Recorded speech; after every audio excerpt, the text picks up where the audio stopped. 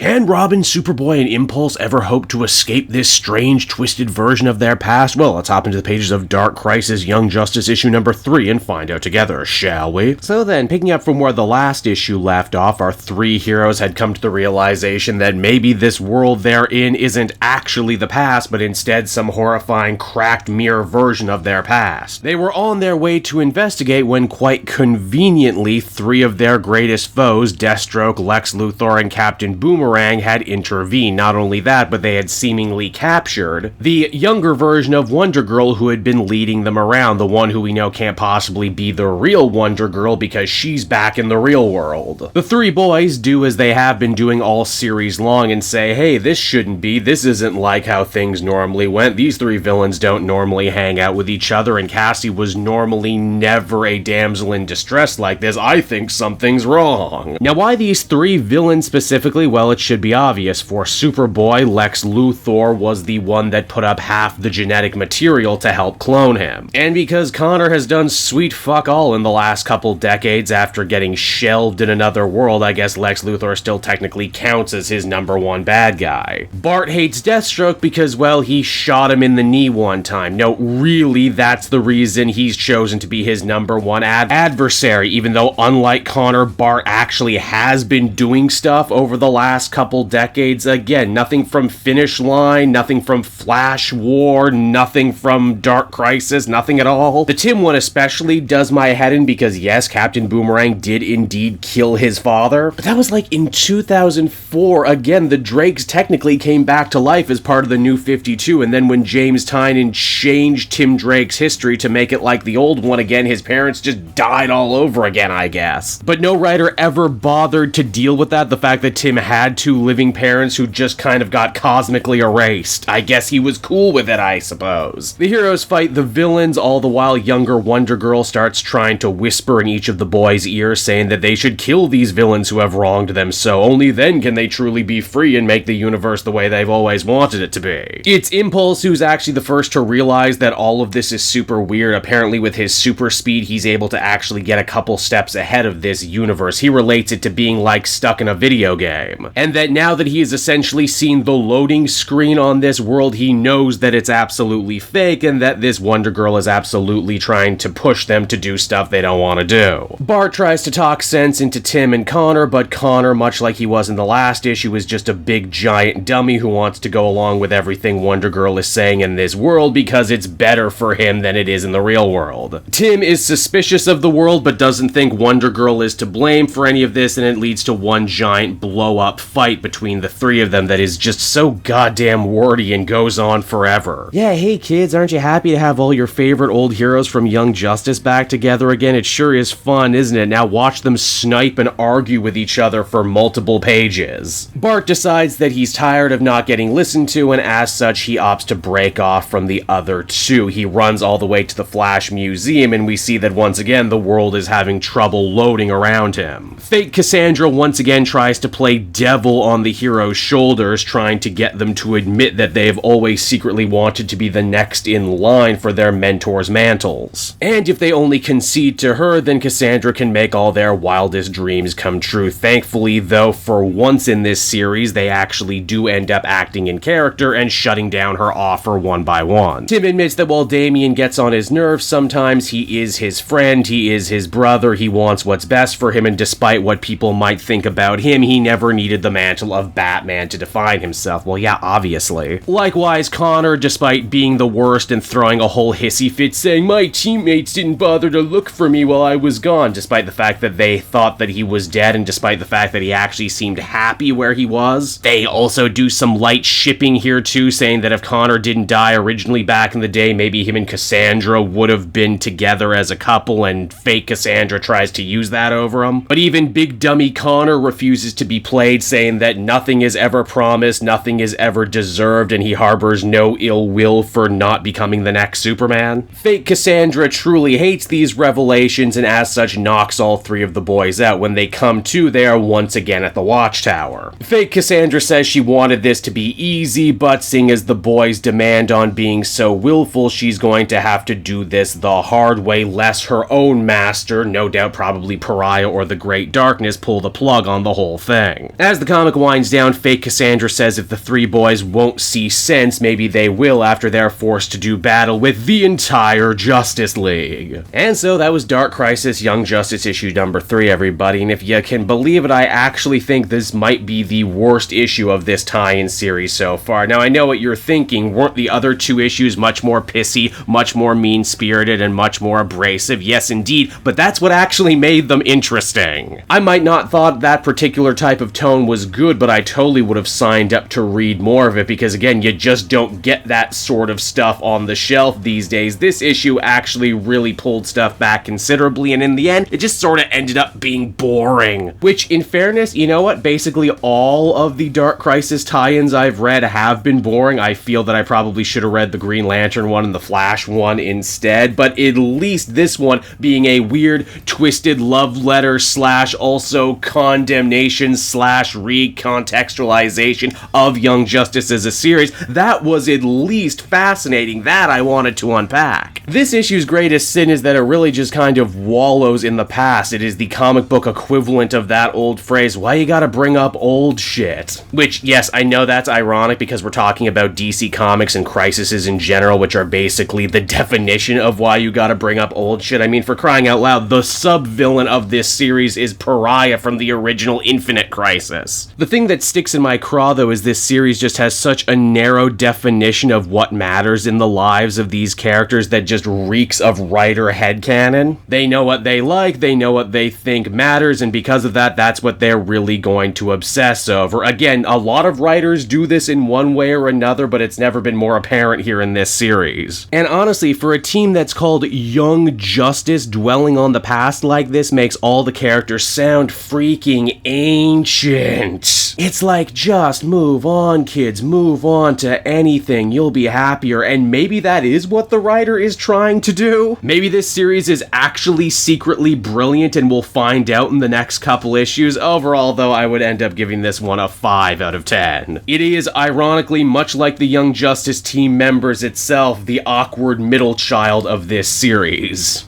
Hey there everyone, it's your old pal Cape Joel again, thanking you so much for watching to the end of the video. I hope you enjoyed it, and if you did, why not check out my Amazon link down in the description. Yes, that's right, the Cape Joel channel officially has its own Amazon storefront now. You can pick up a comic or anything else for that matter, and if you did, you'd really be helping me in the channel. So with that out of the way, everyone, I will see you again next time. Bye-bye.